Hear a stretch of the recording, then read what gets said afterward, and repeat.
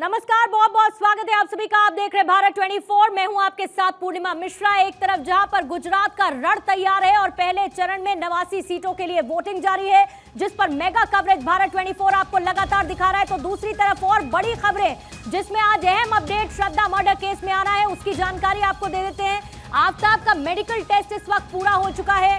अंबेडकर अस्पताल में आफताब का टेस्ट होना है, नार्को टेस्ट। थोड़ी ही देर में आफताब का नार्को टेस्ट शुरू हो जाएगा, जिसमें माना जा रहा है कि 3 से 4 घंटे का वक्त लग सकता है। अंबेडकर अस्पताल में सुरक्षा के कड़े इंतजाम किए गए हैं। वजह यह कि इससे पहले पुलिस वैन पर जिसमें आफताब मौजूद था, कुछ लोगों ने हमला किया था और इसके साथ जब पॉलीग्राफी टेस्ट पूरा हो चुका है, कोर्ट की मंजूरी नार्को टेस्ट के लिए मिल चुकी है, जो आज होना है। 3 से 4 घंटे का वक्त इसके लिए लगेगा और इस वक्त अस्पताल में पूरी जांच टीम मौजूद है। ये तस्वीरें उस वक्त की आप देख रहे हैं जब अस्पताल ले जाया जा रहा था, अंबेडकर अस्पताल। आफताब को उसका नार्को टेस्ट कंडक्ट आज होना है और इसके लिए कोर्ट की तरफ से मंजूरी मिल चुकी है। अंबेडकर अस्पताल आफताब को लेकर पहुंच चुकी है पुलिस। थोड़ी ही देर में नार्को टेस्ट होगा। पॉलीग्राफ टेस्ट के जरिए बहुत अहम जानकारियां जांच टीम जुटा चुकी है। पुलिस के पास बहुत पुख्ता जानकारियां हैं, लेकिन नार्को टेस्ट पर आधारित ऐसा बहुत कुछ कबूलनामा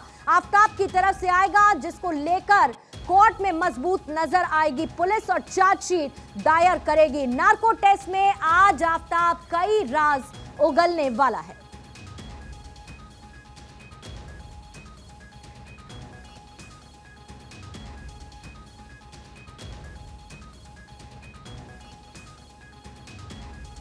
और आइए इस पर और ज्यादा जानकारी आपको दे देते हैं। अंबेडकर अस्पताल के बाहर से हमारे संवाददाता गणेश इस वक्त मौजूद है और इसके साथ ही कन्हैया भी आपको स्क्रीन पर नजर आ रहे हैं। लेकिन सबसे पहले गणेश साहब के पास, आज का दिन बहुत महत्वपूर्ण, क्योंकि नार्को टेस्ट के साथ ही बहुत सारे राज उगलने वाला है। आफताब 3 से 4 घंटे का वक्त बताया जा रहा है। पूरी प्रक्रिया बताएं, नार्को टेस्ट को लेकर आज क्या रहने वाली है? पूर्णिमा, सबसे पहले मैं आपको तस्वीर दिखाऊंगा। मैं अंबेडकर अस्पताल के गेट नंबर 2 के बाहर खड़ा हूं। करीबन सवा घंटा हो गया है। आफताब जो है अंबेडकर अस्पताल के अंदर पहुंच चुका है। आफताब की जो प्रारंभिक जांच होती है, जैसे कि पल्स हो गया, तमाम इस तरीके की जांच है, वो जांच की जा रही है। और कुछ ही देर में 10 बजे वो समय निर्धारित किया गया था जब उसका नार्को टेस्ट की भी शुरुआत हो जाएगी। डॉक्टर नवीन एक नोडल ऑफिसर बनाए गए हैं और वहां पे एफएसएल के जो और अधिकारी रहेंगे उस दौरान वो भी मौजूद रहेंगे और इस पूरी नार्को टेस्ट के दौरान पूरी तरीके से वीडियोग्राफी की जाएगी। क्योंकि जिस तरीके से आफताब लगातार, जिस तरीके से अगर देखा जाए तो पिछले दिनों उसने अपना जो गुनाहनामा कबूल किया है, लेकिन जिस तरीके से गुमराह भी करता रहा है, बातें भी पलटता रहा है, तो सारी चीजें यहाँ पर पूरी तरीके से अपना वीडियोग्राफी की जाएगी। और इस नार्को टेस्ट के दौरान अंबेडकर अस्पताल में आप देख सकते हैं कि किस तरीके से सुरक्षा के पुख्ते इंतजाम किए गए हैं। क्योंकि जिस दिन पिछले दिनों अगर आपने देखा था कि जब आफताब से एफएसएल में पूछताछ हो रही थी, वहां पर कुछ हिंदू संगठन के लोग पहुंचते और किस तरीके से जो घटना घटित हुई थी, तो उस घटना को देखते हुए अंबेडकर अस्पताल में सुरक्षा के पुख्ते इंतजाम किए गए। और इस नार्को टेस्ट के लिए बताया जा रहा है 2 से 3 घंटे का समय लगेगा। टेस्ट के बाद उसे ऑब्जर्वेशन में रखा जाएगा और ऑब्जर्वेशन के लिए 2 से करीब 2 घंटे का समय निर्धारित किया गया है और तब जाकर ये पूरी प्रक्रिया होगी खत्म। और जहां तक ये बताया जा रहा है करीबन 3:30 बजे के आसपास से ये टेस्ट और ऑब्जर्वेशन की पूरी प्रक्रिया खत्म हो पाएगी। जी पूर्णिमा, लगातार क्योंकि जांच टीम को, पुलिस को ऐसे बहुत सारी पुख्ता जानकारियां, चाहे पॉलीग्राफी टेस्ट के जरिए हो और नार्को टेस्ट से बड़ी उम्मीद कन्हैया, क्योंकि इस पूरे मामले में जांच को बार बार भटकाता नजर आया आफताब, लेकिन नार्को टेस्ट में वो बच नहीं पाएगा। ऐसी बहुत सारी बातें, ऐसे बहुत सारे सबूत जिन्हें छिपा कर रखा है आफताब ने, वो सब सामने होंगे।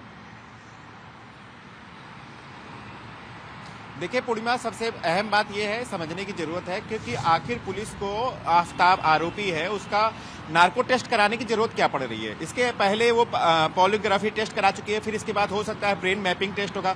तो निश्चित रूप से ये देखा गया है, ये सामने बात आ रही है सूत्रों के अनुसार कि जो आफताब है वो बहुत ही साइलेंट रिस्पॉन्स कर रहा है। साइलेंट रिस्पॉन्स का मतलब ये होता है कि बहुत सी चीजों को वो छुपा रहा है, बहुत सी चीजों पर अपने जो शरीर के अंदर की जो हरकत है उसको कंट्रोल करने की कोशिश कर रहा है।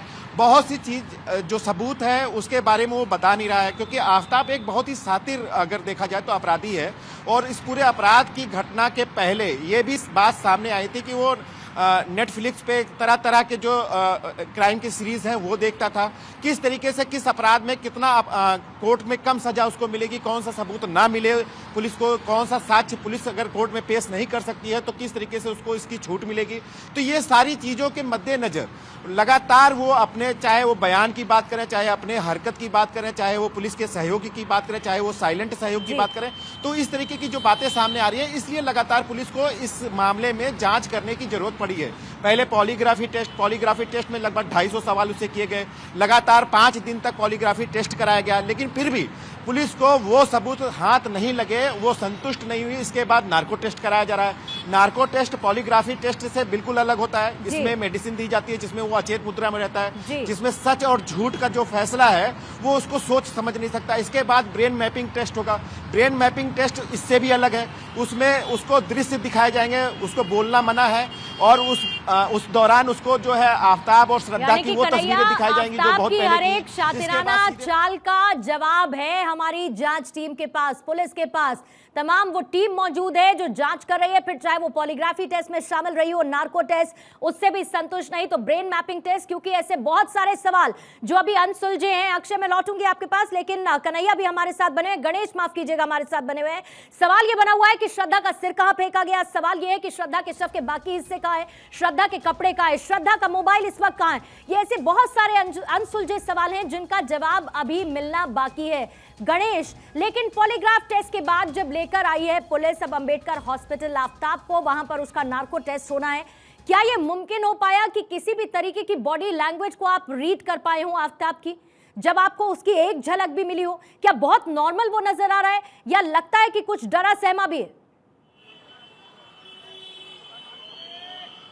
देखिए, यहाँ पर सवालों की पूरी तरीके से फहरिस्त तैयार की गई, लेकिन अगर आपने कहा ना कि उसकी बॉडी की हरकत है किस तरीके से, तो एक सामान्य हरकत, उसके चेहरे पे जरा से भी शिकन नजर नहीं आई, क्योंकि इतना बड़ा गुनाह करता है आदमी तो उसके चेहरे पे जरा से डर नजर आता है, लेकिन इतनी बड़ी हरकत करने के बाद उसके चेहरे पे जरा से भी शिकन नहीं है, एक आम इंसान की तरह वो बिहेव कर रहा है। लेकिन यहाँ पर यह सवाल उठता है कि अब जिस तरीके से आज जांच एजेंसी उसे पूरी तरीके से सवाल करेगी, सबसे बड़ा सवाल ये होगा कि सर कहाँ गया, आफ्ताब का फोन कहाँ गया, अब श्रद्धा का फोन कहाँ गया, तमाम इस तरीके से सवालों की एक फहरिस्त तैयार की गई है। और इन सवालों से आज आफ्ताब को एक बार फिर से गुजरना पड़ेगा, क्योंकि इस पूरे मामले को लेकर आफ्ताब जिस तरीके से जांच एजेंसी को गुमराह कर रहा है और कभी सवालों को जिस तरीके से घुमाता है, सही जवाब नहीं दे पा रहा है, और जिस तरीके से आज जो यहाँ पर नार्को टेस्ट होगा, तमाम इस चीज को चेक किया जाएगा कि क्या जिस तरीके से, क्योंकि अगर देखिए यहाँ पर एक बात और गौर करने वाली बात है, जिस तरीके से अंबेडकर अस्पताल में अमूमन ये जो पता चला है कि सोमवार को नार्को टेस्ट होता है, लेकिन ये स्पेशल केस है, इस केस को स्पेशल केस के तहत ट्रीटमेंट करते हुए आज गुरुवार का समय निर्धारित किया गया और गुरुवार को टेस्ट हो रहा है। और जिस जगह पर टेस्ट हो रहा है, आपको एक बात और बता दूं, उस जगह के आसपास किसी भी लोग जो मरीज है उन्हें भी आसपास से रखने नहीं दिया जा रहा है, वहां पे जाने वाले मरीजों को दूसरी जगह शिफ्ट किया जा रहा है, जिससे कि जो मरीज है उन्हें भी किसी तरीके से जरूरत भी बनती है। क्योंकि इससे पहले हमने देखा कि आफ्ताब पर कैसे हमला किया गया। मैं कन्हैया आपके पास आती हूँ, क्योंकि इससे पहले हमने देखा कि कैसे आफ्ताब पर हमला किया गया, जिस पुलिसमैन में वो मौजूद था।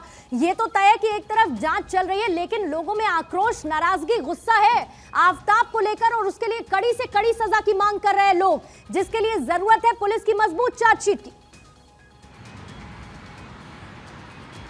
देखिए पूर्णिमा, आपको बता दें कि जिस तरीके से ये घटना सामने आई थी पूरे दुनिया के सामने, देश के सामने, पूरे देश में इस घटना ने हिला दिया और सभी लोगों के अंदर गुस्सा है। यहाँ तक कि अगर उस दिन आफ्ताब अगर कोर्ट में पेश हुआ होता तो वहां पर अगर वीडियो कॉन्फ्रेंसिंग के जरिए उसकी रिमांड ना मांगी गई होती तो वहां पर वकीलों का जो पूरा एक झुंड था, वकील बहुत बड़े पैमाने पर वहां पर इकट्ठा थे, निश्चित रूप से वहां पर भी आफ्ताब के साथ कुछ भी दुर्व्यवहार हो सकता था।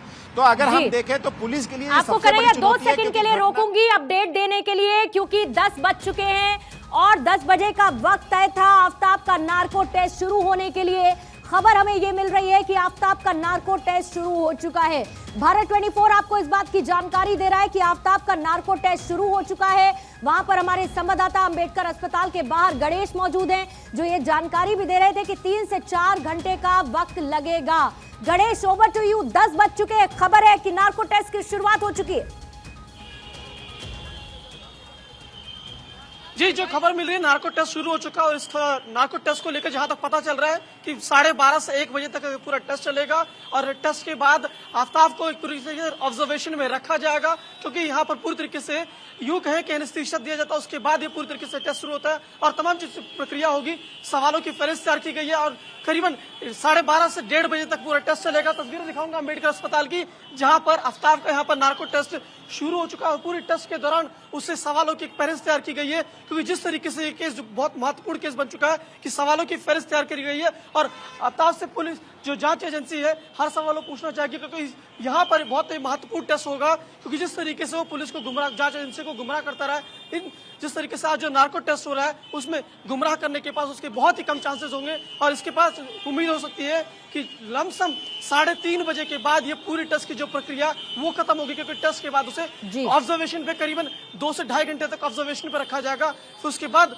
ही उसे बाहर आने की अनुमति मिल पाएगी। लेकिन ये कहें कि 3:30 से 4 बजे के बाद ये पूरी जो टेस्ट की प्रक्रिया है, टेस्ट ऑब्जर्वेशन, फिर उससे बाहर निकलने की अनुमति मिल पाएगी। क्योंकि गणेश आपने बताया कि एक लंबी फहरिस्त तैयार है, थोड़ी देर में कन्हैया मैं आपके पास आऊंगी, लंबी फहरिस्त और उसमें सवाल कौन कौन से शामिल की गई है इसकी बात की जानकारी मैं आपसे लूंगी, क्योंकि नार्को टेस्ट बस अब शुरू हो चुका है। 10 बजे का ये वक्त था, इसलिए कुछ ऐसी अहम जानकारी है जो आपके लिए जानना बहुत ज्यादा जरूरी है। यानी कि नार्को टेस्ट जो है वो किन लोगों के ऊपर इस्तेमाल किया जाता है, वो कौन कौन से लोग होते हैं, सारी जानकारी आपके सामने है। देखिए, एक तरफ जो बड़े अपराधी हैं उनका नार्को टेस्ट किया जाता है, क्योंकि बहुत सारे ऐसे सवाल जिनके जवाब छिपाने की वो कोशिश करते हैं। नार्को टेस्ट के जरिए जो अपराध के क्राइम केसेस बड़े बड़े देखने को मिले हैं, उसमें नार्को टेस्ट की मदद ली गई है केसेस को सुलझाने के लिए और सफलता भी उसमें मिली है। कोर्ट की इजाजत, लेकिन ये एक बहुत बड़ा पॉइंट है इसमें कि कोर्ट की मंजूरी जरूरी होती है नार्को टेस्ट को कंडक्ट करने के लिए। जैसे कि आफ्ताब के केस में कोर्ट से मंजूरी ली गई, कोर्ट की तरफ से आज की तारीख तय की गई थी जिसमें उसका नार्को टेस्ट भी शुरू हो चुका है। इसके साथ ही जो बच्चे हैं या बुजुर्ग हैं उन पर नार्को टेस्ट कंडक्ट नहीं किया जा सकता है। ओल्ड एज, सीनियर सिटीजन या फिर बच्चे, शारीरिक रूप से जो कमजोर लोग होते हैं उनका भी नार्को टेस्ट नहीं किया जा सकता है। यह क्लियर गाइडलाइंस है नार्को टेस्ट को लेके। साथ ही आरोपी की मर्जी, यानी कि आरोपी अगर यह प्रूफ करता है कि हां उसका नार्को टेस्ट हो सकता है तभी नार्को टेस्ट को कंडक्ट किया जाएगा, अदरवाइज ये मुमकिन नहीं है। आरोपी की मंजूरी भी इसमें जरूरी होती है। अब इसके साथ जानकारी ये भी कि नार्को टेस्ट आखिर होता क्या है। हम ये कह रहे हैं कि नार्को टेस्ट में सवाल जिनके जवाब आफ्ताब छिपा नहीं पाएगा उसको देना होगा। क्यों ये नार्को टेस्ट? दरअसल सच उगलवाने के लिए नार्को टेस्ट का इस्तेमाल किया जाता है। शख्स को एक नशे की दवा दी जाती है जिसमें वो एक कॉन्शियस स्टेज में नहीं होता है और शख्स एनेस्थीसिया के कई स्टेज से गुजरता है। एनेस्थीसिया उसे दिया जाता है और जो व्यक्ति की संवेदना है, संवेदना के साथ साथ जो सोचने समझने की एक शक्ति होती है वो काफी हद तक शून्य पर आ जाती है। यानी कि स्मार्टली किसी चीज को मैनिपुलेट उस वक्त वो शख्स नहीं कर सकता है जिसका नार्को टेस्ट कंडक्ट किया जा रहा है। आधा होश में वो होता है और आधे अपनी चेतन अवस्था में होता है। कल्पना शक्ति, इमेजिनेशन, पावर ऑफ इमेजिनेशन ये कम हो जाती है उस शख्स की जिसको एनेस्थीसिया की कई स्टेजेस के बाद नार्को टेस्ट के लिए रखा जाता है। उस दौरान सबसे बड़ी बात यह होती है कि जिस पर नार्को टेस्ट कंडक्ट किया जा रहा है वो सच बोलने लगता है, यानी कि झूठ बोलते हुए सच्चाई पर पर्दा वो नहीं डाल सकता है। सच बोलेगा, सवालों के जवाब भी देगा। नार्को टेस्ट कैसे किया जाता है? जैसे कि सबसे महत्वपूर्ण बात मैंने आपको बताया कि कोर्ट से इजाजत लेनी इसमें जरूरी होती है। बिना कोर्ट की परमिशन के नार्को टेस्ट को कंडक्ट नहीं किया जा सकता। आरोपी की सहमति बहुत जरूरी होती है। आरोपी सहमत होगा तभी नार्को टेस्ट किया जा सकता है। Blood pressure, pulse, blood flow, ये तमाम चीजों को जांचा जाता है और उसके बाद एक निष्कर्ष पर जांच टीम निकलती है जो इस नार्को टेस्ट को कंडक्ट करती है। नार्को टेस्ट बहुत बड़ा ब्रेक थ्रू माना जा रहा है आफ्ताब के केस में, क्योंकि इस जांच को भटकाने की कोशिश, सच छिपाने की कोशिश आफ्ताब कर रहा है। इसके साथ ही ब्रेन मैपिंग और पॉलीग्राफ टेस्ट, जैसे कि पॉलीग्राफी टेस्ट 5 दिन तक लगातार आफ्ताब का चला, यह भी कहा जा रहा है नार्को टेस्ट के बाद मुमकिन है उसकी ब्रेन मैपिंग भी की जाएगी। दवा दी जाती है, एनेस्थीसिया दिया जाता है। नशे की हालत में, आधी बेहोशी की हालत में शख्स होता है जब उससे राज उगलवाने की कोशिश नार्को टेस्ट के जरिए की जाती है। और इसके साथ एक सवाल जवाब, एक फहरिस्त तैयार होती है सवालों की। वो सवाल उस शख्स के सामने रखे जाते हैं जिसका वो जवाब भी देता है और ऐसे नार्को टेस्ट की प्रक्रिया आगे बढ़ती है। लेकिन कोर्ट की मंजूरी इसमें बहुत महत्वपूर्ण होती है और उसके बाद जो वो जवाब देता है उसका विश्लेषण किया जाता है और जांच टीम एक निष्कर्ष पर पहुंचती है। इसमें फोरेंसिक टीम होती है, एक्सपर्ट्स होते हैं, मनोवैज्ञानिक, साइकोलॉजी समझने वाले लोगों को इस टीम में शामिल किया जाता है। साथ ही ऑडियो और वीडियोग्राफर की टीम भी मौजूद होती है कि यानी कि जो वो कह रहा है उस वक्त जिस तरीके की एक्टिविटीज हैं उस शख्स की, उसको रिकॉर्ड भी किया जाता है, चाहे वो ऑडियो हो चाहे वो विजुअल हो। सीनियर पुलिस अधिकारी उस वक्त मौजूद रहते हैं ताकि किसी भी तरीके एक शख्स की मौजूदगी, सीनियर पुलिस ऑफिसर की, जिसकी नजरों के सामने ये नार्को टेस्ट हो रहा है और इससे इसकी सत्यता को भी स्थापित किया जाता है। नार्को टेस्ट इसलिए महत्वपूर्ण हो जाता है। तो जैसा कि हम आपको ये जानकारी दे रहे थे कि नार्को टेस्ट आखिर क्यों जरूरी है, कितना महत्वपूर्ण, आफताब के मामले में इसे लेकर बहुत बड़ा इंतजार किया जा रहा है, क्योंकि बहुत सारे ऐसे सवाल जिनके जवाब छिपा रहा है या फिर मैनिपुलेट कर रहा है आफताब। कन्हैया, एक लंबी फहरिस्त तैयार है नार्को टेस्ट के लिए। अगर अंदर खाने से जानकारी आप तक पहुंच पाई हो कि कौन कौन से ऐसे अनसुलझे सवाल हैं जो आफताब के सामने नार्को टेस्ट के दौरान रखे जाएंगे, जिसका जवाब उन्हें देना होगा। देखिए पूर्णिमा, आपको बता दें कि नार्को टेस्ट इस समय जो है आफताब आरोपी का शुरू हो चुका है और अगर हम देखें तो अंबेडकर अस्पताल के डॉक्टर नवीन उनके देखरेख में ये पूरी जांच चल रही है और ये काफी सीनियर है। उनकी 7 सदस्यीय टीम जो है वो वहां पर बैठी हुई है, वो पूरी हर तरीके से जो आफताब है उसकी हरकतों को कैद कर रही है। बताया जा रहा है कि उससे सबसे पहला सवाल किया जाएगा कि श्रद्धा और आरोपी आफताब में कैसे संबंध थे, किस तरीके से उनके बीच में लड़ाइयां होती थी, क्या वजह थी लड़ाइयों की और क्यों उसको वो दिल्ली लेकर के आया था, उसके परिवार वालों से क्यों उसने दूर किया था, उसके दोस्तों से उसने क्यों दूर किया था, इसके अलावा उसके पैसे का क्या इस्तेमाल करता था, किस तरीके से जो ये भी बातें सामने आई हैं कि आफताब श्रद्धा के बैंक अकाउंट से पैसे ट्रांसफर करके खर्च करता था। ये सारी डिटेल्स मांगी जाएगी। साथ ही साथ सबसे जो अहम चीज है कि जो श्रद्धा का सर है, जो उसके 100 का सर है, वो आफताब ने कहाँ ठिकाने लगाया था, कहाँ फेंका था, क्या उसको दिल्ली में ही फेंका था या दिल्ली के किसी आसपास के अन्य राज्यों में ले जाकर के उसको फेंका था। श्रद्धा हत्या के बाद वो किस लड़कियों के संपर्क में था, किससे उसने इस बात को शेयर किया था, क्या कोई ऐसा और भी कोई शख्स है जिसने इसमें उसकी मदद की थी, जिसने इसमें उसको कुछ उपाय या किसी तरीके का कोई सलाह दी थी कि ऐसा करोगे तो तुम बच जाओगे, ऐसा करोगे तो इस तरीके से 100 को ठिकाने लगाया जा सकता है। श्रद्धा के 100 को काटने के लिए जो आरी प्रयोग की गई थी वो कहाँ फेंकी गई है, क्योंकि पुलिस के लिए सबसे बड़ी चुनौती का सवाल है और सबसे बड़ी चुनौती है कि उस आरी को बरामद करना और उसको कोर्ट के समक्ष पेश करना, तभी जाकर के आरोप सिद्ध होता है। तो ये सारे जो सवाल है, इन सारे सवालों का जवाब पुलिस आज नार्को टेस्ट में पूछेगी। लेकिन सबसे अहम बात है कि नार्को टेस्ट के लिए कोर्ट से मंजूरी लेना जरूरी है। मंजूरी जरूर मिली है, लेकिन कोर्ट में नार्को टेस्ट की जो सवाल के जो जवाब होते हैं वो कोर्ट में मान्य नहीं होते, क्योंकि कोई भी आरोपी अपने ही खिलाफ गवाह नहीं बन सकता। तो इसलिए भी नार्को टेस्ट से जो सूचनाएं पुलिस को मिलेंगी वो इस जांच में बहुत सहयोग करेंगी, क्योंकि एक लीड मिलती है। एक लीड मिलने के बाद उसी लीड के आधार पर कन्हैया जांच टीम, पुलिस टीम अपनी जांच को आगे बढ़ाती हुई नजर आएगी। बहुत बहुत शुक्रिया आपका कन्हैया। साथ ही हमारे संवाददाता गणेश भी हमारे साथ जुड़े हुए थे, अंबेडकर अस्पताल के बाहर से पल पल की अपडेट दे रहे थे नार्को टेस्ट को लेकर, जो 10 बजे आफताब का शुरू हो चुका है। इस बड़ी खबर पर हमारी नजर लगातार बनी हुई है। फिलहाल आप दोनों का बहुत बहुत शुक्रिया। लेकिन इसी बीच में एक तस्वीर आई है गाजियाबाद की एक सोसाइटी से, लिफ्ट के अंदर की तस्वीर। बड़ी लापरवाही वहां पर देखने को मिली है। वहां पर 3 बच्चे लिफ्ट में काफी देर तक, लगभग आधे घंटे के वक्त तक फंसे हुए नजर आ रहे हैं। जाहिर बात है बच्चे इससे बहुत दहशत में आ गए। ये देखिए कैसे वो बाहर निकले, इसकी कवायद वो करते हुए नजर आ रहे हैं, जिसके बाद सोसाइटी के खिलाफ परिजनों ने तुरंत एक्शन लिया है और कार्रवाई करते हुए FIR दर्ज करवा दी है। ये जब तस्वीरें आप देखेंगे गाजियाबाद की, जिस सोसाइटी के लिफ्ट के भीतर की तस्वीर सामने आ रही है, बच्चे रोते परेशान नजर आ रहे हैं और कैसे निकले लिफ्ट से बाहर। वो देखिए एक बच्ची दूसरी बच्ची को शांत कराती हुई, क्योंकि बच्चे परेशान हैं, क्या करे, पैनिक मोड में ये तीनों बच्चे नजर आ रहे हैं और बहुत छोटी बच्चियां हैं ये। आधे घंटे तक ये तीनों बच्चियां लिफ्ट में फंसी रही, रो रही हैं ये बच्चियां, रोती बिलखती है बच्ची। कैसे कोशिश, एक फोन लगा होता है, उस फोन पर अपनी बात पहुंचाने की कोशिश, दरवाजे को खींचती खोलने की कोशिश करती हुई ये तीनों बच्चियां इस वक्त नजर आ रही हैं, जिसके बाद FIR भी दर्ज करवा दी गई है। हमारे संवाददाता गौरव इस पर और ज्यादा जानकारी के साथ जुड़ चुके हैं। गौरव, जो तस्वीर हम देख रहे हैं, ये 3 बच्चे, क्या कोई भी बच्चा अगर ऐसे लिफ्ट में आधे घंटे तक फंस जाएगा तो उसकी यही हालत होगी और निश्चित तौर पर ये बड़ी लापरवाही है। क्या एक्शन ले रहे हैं परिजन? जी बिल्कुल, देखिए परिजनों ने सबसे पहले तो जो सोसाइटी के अध्यक्ष हैं चित्रा चतुर्वेदी और जो वहाँ के जो सचिव हैं अशोक झा, उनसे बात करने की कोशिश की। जब उनके द्वारा कोई उचित जवाब नहीं दिया गया, ना ही मेंटेनेंस को लेकर सही से जवाब दिया गया, तो परिजनों ने गुस्से में आके FIR कराई है। क्योंकि 25 मिनट का वो समय जिस समय बच्चे लिफ्ट में बंद थे और उन बच्चियों के साथ कोई भी नहीं था।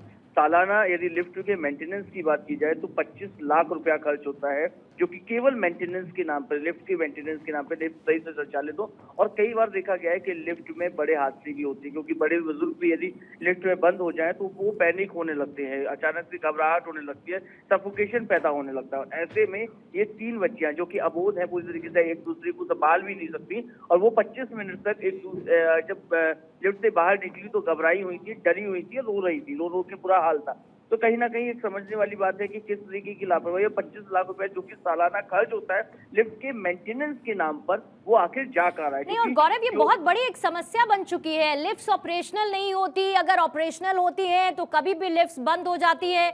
हालांकि जरूर कुछ रूल्स एंड रेगुलेशंस हैं कि कितने साल तक के बच्चे लिफ्ट में अकेले आना जाना कर सकते हैं, लेकिन ये 3 बच्चियां जितना समझ में आ रही हैं उस रूल बुक के हिसाब से भी फिट बैठती हैं कि अपने आप उस लिफ्ट में आना जाना कर सकती है, और ये बहुत बड़ी लापरवाही।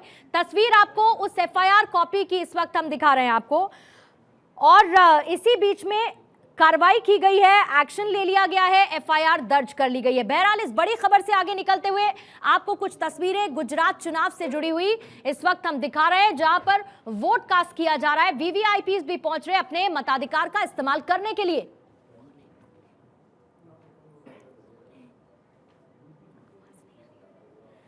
तो ये देखिए तस्वीरें हम आपको दिखा रहे हैं, और लगातार ये तस्वीरें सामने आ रही हैं। मुमताज को इस वक्त आप देख रहे थे अपना वोट कास्ट करने के लिए वो पहुंची थी, इसके साथ आम जनमानस जो लंबी लंबी कतारों में लगा हुआ इस वक्त आपको नजर आ रहा है। जैसे जैसे ये तस्वीरें हम तक पहुंच रही हैं आपको वो तस्वीरें भी हम दिखा रहे हैं। लाइव विजुअल्स लगातार आ रहे हैं गुजरात चुनाव से जुड़े हुए, जिसमें बढ़ चढ़कर हिस्सेदारी निभाते हुए ये जनता जनार्दन।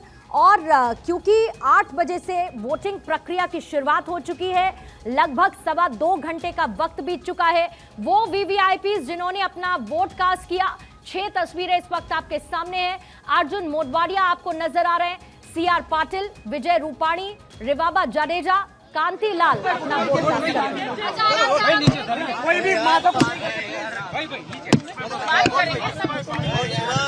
100 मीटर नहीं हो रहा है तो 100 मीटर नहीं तो तू एकले आगल सर्कल विवाद में पड़े आगे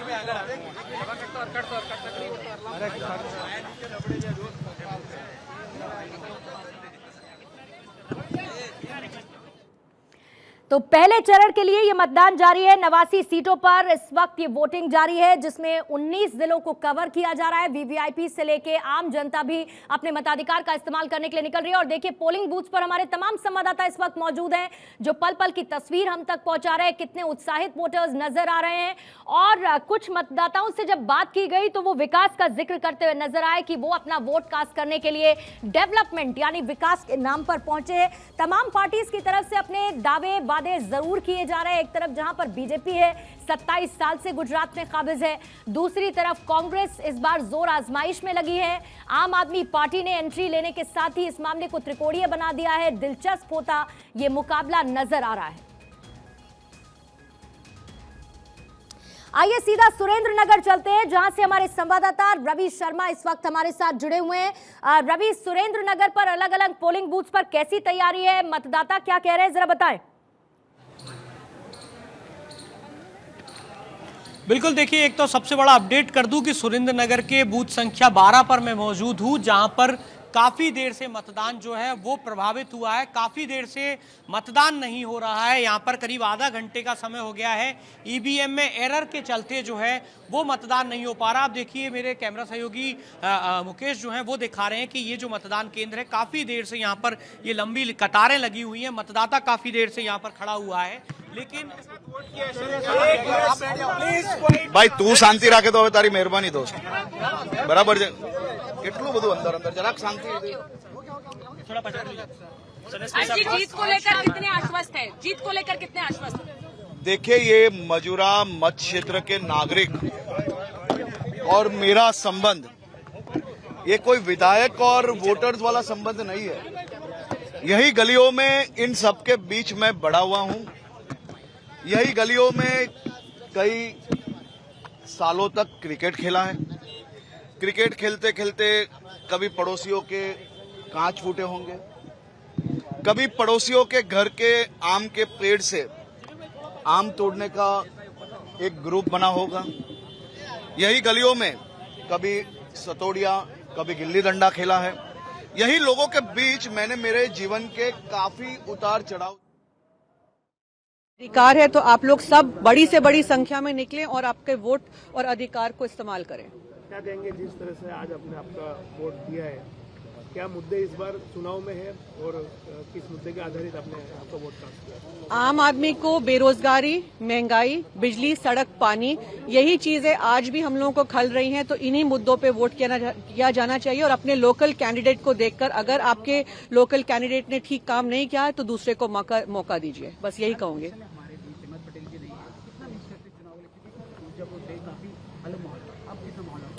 बहुत बहुत बहुत मिस कर रहे हैं, पर हमको पूरा यकीन है कि उनका आशीर्वाद हम सबके साथ है। उनकी प्रेजेंस आपको भरूच में क्या पूरे गुजरात में फील होती है, तो कहीं ना कहीं उनकी दुआओं से अभी हम चल रहे हैं आगे। क्या कहेंगे जिस तरह से 27 साल से कांग्रेस सरकार में नहीं है, कांग्रेस बाहर है सरकार से, आपने भी आपका वोट कास्ट किया है, आपको क्या लगता है इस बार परिवर्तन होगा या पुनरावर्तन होगा? हम लोगों को ये समझ आता है कि क्योंकि वोटिंग परसेंटेज कम रहती है, इस वजह से बदलाव नहीं आ पाता। तो इसीलिए मैं यही इस मीडियम से अर्ज करना चाहती हूँ कि आप लोग निकलिए, क्योंकि वोट करने वाले हैं, बदलाव चाहने वाले बहुत लोग हैं, लेकिन बाहर नहीं आते हैं वोट करने के लिए। तो वोट करना बहुत बहुत जरूरी है। आपको क्या लगता है किसकी सरकार बनेगी?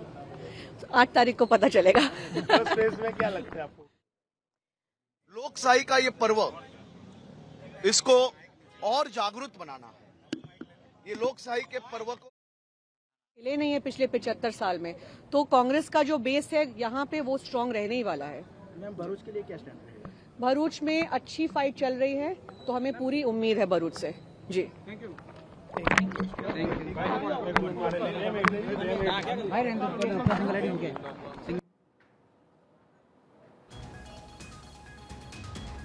तो आप सुन रहे थे मुमताज पटेल को, अहमद पटेल की बेटी, अपना वोट कास्ट करते हुए और जीत को लेकर आश्वस्त एक तरफ नजर आते हुए। उससे पहले आप हर्ष सांघवी को भी सुन रहे थे। हर्ष सांघवी जो मजुरा सीट से चुनावी मैदान में है, और अभी जो तस्वीरें आप देख रहे हैं, रविंद्र जडेजा वो अपना वोट कास्ट करने के लिए पहुंचे हैं। रिवाबा जडेजा जो इस बार मैदान में है, बीजेपी की तरफ से कैंडिडेट घोषित की गई हैं। रविंद्र जडेजा अपना वोट कास्ट करते हुए, और रिवाबा जडेजा के साथ बहुत सारी ऐसी कैंपेनिंग थी, उस दौरान रविंद्र जडेजा उनके साथ नजर आए। अभी फिलहाल वो भी अपने मताधिकार का इस्तेमाल करने के लिए पहुंचे हैं, जिसकी तस्वीरें आपके सामने हैं। रिवाबा जडेजा से भारत 24 ने एक्सक्लूसिव बातचीत की थी। रिवाबा जडेजा अपनी जीत को लेकर आश्वस्त लगातार नजर आ रही हैं। प्रधानमंत्री मोदी को, बीजेपी को मजबूत करने के लिए कैसे वो काम करेंगी, महिलाओं के लिए कैसे वो आगे काम करेंगी, इसका जिक्र बार बार रिवाबा जडेजा की तरफ से किया गया है। और बीजेपी ने इस बार अपना कैंडिडेट बदलते हुए रिवाबा जडेजा को मैदान में उतारा है। और जाहिर बात है कि बीजेपी की जो स्ट्रेटजी रही है वो जिताऊ कैंडिडेट को लेकर रही है। रिवाबा जडेजा डे 1 से उत्साहित नजर आई हैं, पहली बार चुनावी मैदान में है। रविंद्र जडेजा उनके लिए कैंपेनिंग कर रहे हैं, उनका साथ देते हुए नजर आ रहे हैं। अभी फिलहाल वोट कास्ट करने के लिए जामनगर पहुंच चुके हैं रविंद्र जडेजा, जिसकी तस्वीर आप देख रहे हैं। इसके साथ ही तमाम वीवीआईपीज अपना वोट लगातार कास्ट कर रहे हैं, अपने मताधिकार का इस्तेमाल करते हुए वो नजर आ रहे हैं। फिर चाहे वो नेता हो या फिर उन्हें सपोर्ट करने वाले उनके परिवार के लोग हों, साथ में पहुंच रहे हैं, मताधिकार का इस्तेमाल करते हुए प्रोत्साहित कर रहे हैं कैंडिडेट को।